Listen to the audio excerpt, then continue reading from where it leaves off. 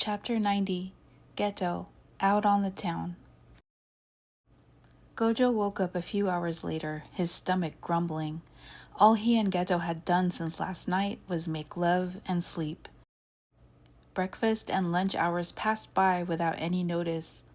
Gojo was now famished, and he made his way to their makeshift kitchenette in the far corner of the room to dig up something to snack on, not bothering to cover up.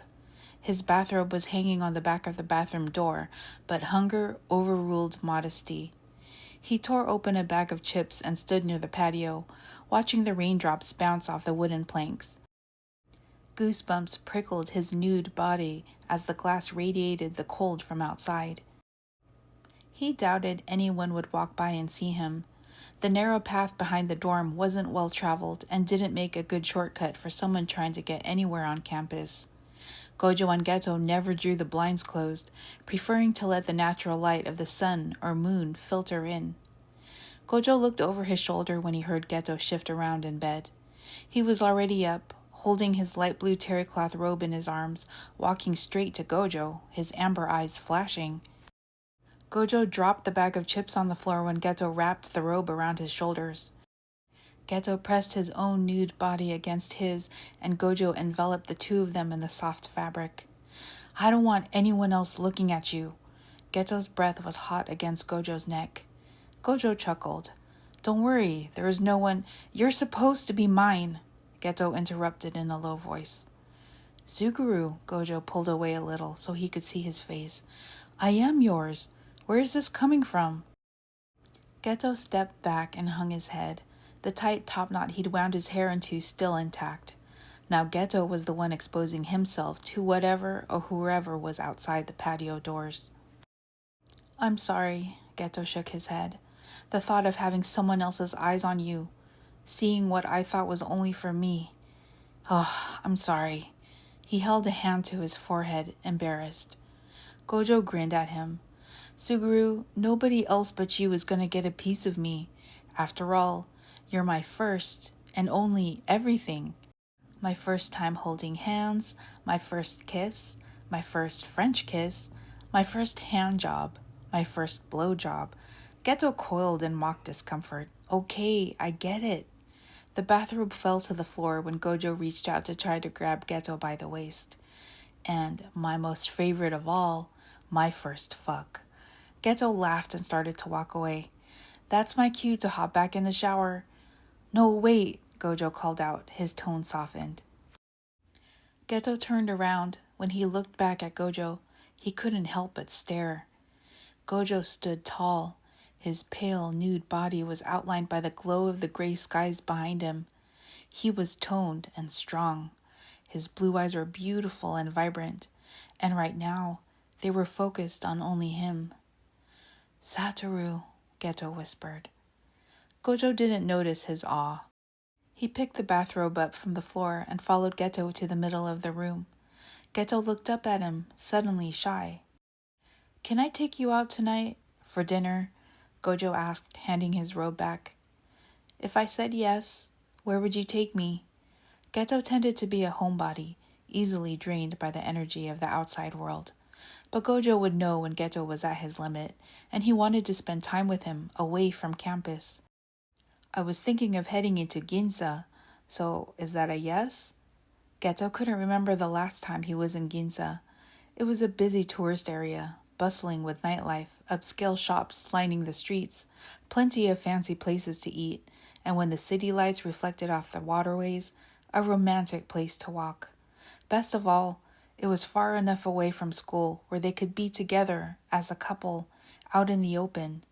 Not that Gojo was all that discreet, hiding his feelings for Geto.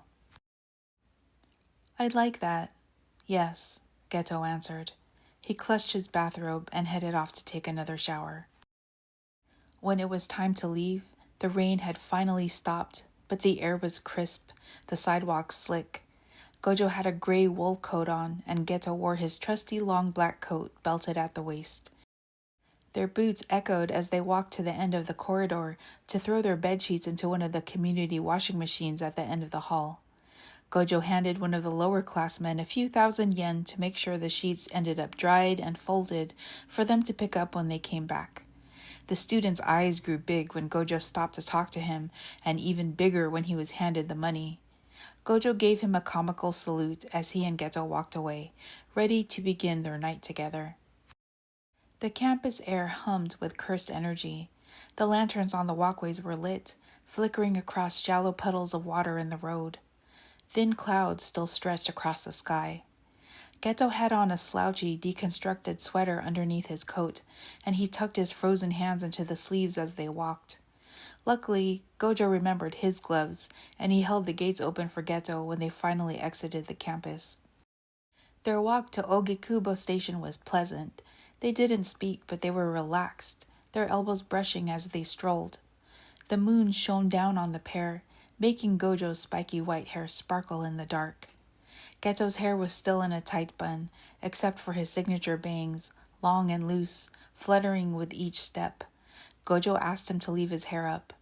"I like seeing that jawline," he teased earlier, tracing his finger over Geto's face, making him blush. The train station seemed empty and subdued for a Saturday night, most likely due to the weather. They didn't have to wait long before boarding the Marunouchi line that would head straight to Ginza Station. There were plenty of seats on the train, but Gojo and Geto chose to stand near the back of the car, leaning on the same pole. Gojo was close enough to catch the scent of Geto's shampoo.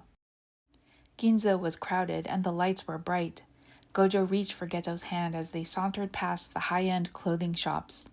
Gojo could feel Geto's cold hand even through his glove. He immediately steered them inside the next shop and asked Geto to pick out a pair of warm gloves. Geto refused. The price was ridiculous.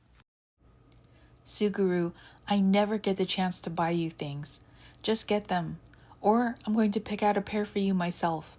Like, maybe those," Gojo whispered, nodding towards a display of bright orange gloves stretched tight over the mannequin hands on display. They left the store a few minutes later. Outside the shop, Geto slipped the new black leather gloves over his hands. "Thank you," he said to Gojo, feeling guilty after seeing the final total at the cash register. Gojo didn't even blink an eye when he scanned his card onto the reader. Gojo kissed his temple, and they continued walking, hand in hand. As they reached the end of the street, the crowds began to thicken. They were in the dining district, and they weren't the only ones with a big appetite. Geto grasped Gojo's hand tight as they snaked their way through the throngs of people. Gojo scanned the directories on the buildings until he found what he was looking for in a sleek black building illuminated by soft strings of lights. They walked up 2 flights of stairs, and Gojo held the door to a sushi restaurant open for Geto. Every seat in the restaurant was occupied, but the atmosphere still seemed intimate and cozy. Hushed conversations echoed around them as Gojo checked in with the host. "Reservation for Gojo Satoru." Geto glanced over at Gojo. He didn't know Gojo called ahead. The host welcomed them and walked them away from the busy dining room and down a short, quiet hallway. The carpet was plush underneath their feet. At the end of the hall, the host slid the door on the right open. The host bowed and left them. A tall man clad in white, with muscular forearms and a friendly smile, greeted them warmly. He bowed and introduced himself as their chef for the night. He welcomed them to have a seat at the counter, and he would prepare the meal as they watched. Gojo slid the sliding door closed. Geto touched Gojo's arm. "Satoru, you did all this?" He could only imagine what booking a private chef had cost in a place like this, and on such short notice. Gojo just smiled and placed his hand on the small of Geto's back, steering him to the black lacquer counter. They removed their gloves and stuffed them in the pockets of their coats hanging from the coat rack. They sat on stools at the bar, moving in close. They sipped on green tea while watching the sushi chef slice each ingredient swiftly but thinly. He took care with each piece of sushi as he molded and crafted, arranging them on a large platter. When the platter was complete, he placed it on the counter and excused himself, showing Gojo the bell they could ring if they needed anything. Gojo thanked him and carried the food to the other side of the room behind a partition that Geto hadn't even noticed. Geto held their teacups as he followed Gojo. There was a table with a kettle full of green tea by the windows, where they could dine and look out over the city. They sat across from each other and reached for the sushi with their chopsticks, sometimes clashing with each other when they tried to pick up the same piece. Gojo was starving.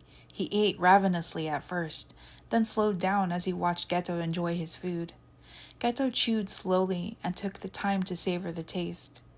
Whenever Geto picked up a piece with an ingredient he didn't care for, he still ate it politely, but Gojo could tell by the way he worked his jaw that he didn't want to swallow it. It made him think of Geto swallowing curses, and he erased the thought from his mind. Tonight, they weren't sorcerers. He was out with his lover, enjoying a nice meal together, an experience everyone else in the outside world got to have. After dinner, Gojo and Geto walked back the way they came. The crowds were thinner, and Gojo walked with his arm around Geto's shoulders. They stopped for ice cream in a brightly lit shop that had rows of candy bins in the back. Gojo ordered a strawberry cone, and Geto wanted vanilla. They sat at a small round table with white vinyl stools. Gojo devoured his dessert and watched intently as Geto licked at his ice cream cone. "Satoru, I can feel you staring at me. Stop," Geto warned him. "I can't help it, Suguru. That mouth of yours," Gojo marveled. Geto rolled his eyes and turned away, but Gojo touched him lightly on the arm. Okay, I'm sorry. Look at me." Something about the way Gojo said it made Geto pause. Gojo smiled at him. Later, walking back to campus from Ogikubo Station, Geto clenched and unclenched his hands in his new gloves. He didn't get gifts often, and this was special to him, not because of the price, but because Gojo was trying to take care of him. He glanced over at Gojo. Gojo had put his hands in his coat pockets when Geto was messing with his gloves. Geto stopped walking and Gojo turned to him. "Suguru, we're almost back at school," Geto said. "Yeah?" Gojo tipped his head. "This was a good night. Thank you." "The night's not over yet," Gojo grinned. "Are you sure you can handle me again?" Geto could feel the heat coming back to his cheeks. Gojo chuckled and looped his arm into the crook of Geto's elbow. If anyone from school saw them, maybe they would look like they were huddling to keep warm on a cold night, and not like lovers, thinking of falling into bed with each other. That night, Geto wanted to make love, face to face. He wrapped his arms around Gojo's neck as Gojo moved slowly and deeply inside him.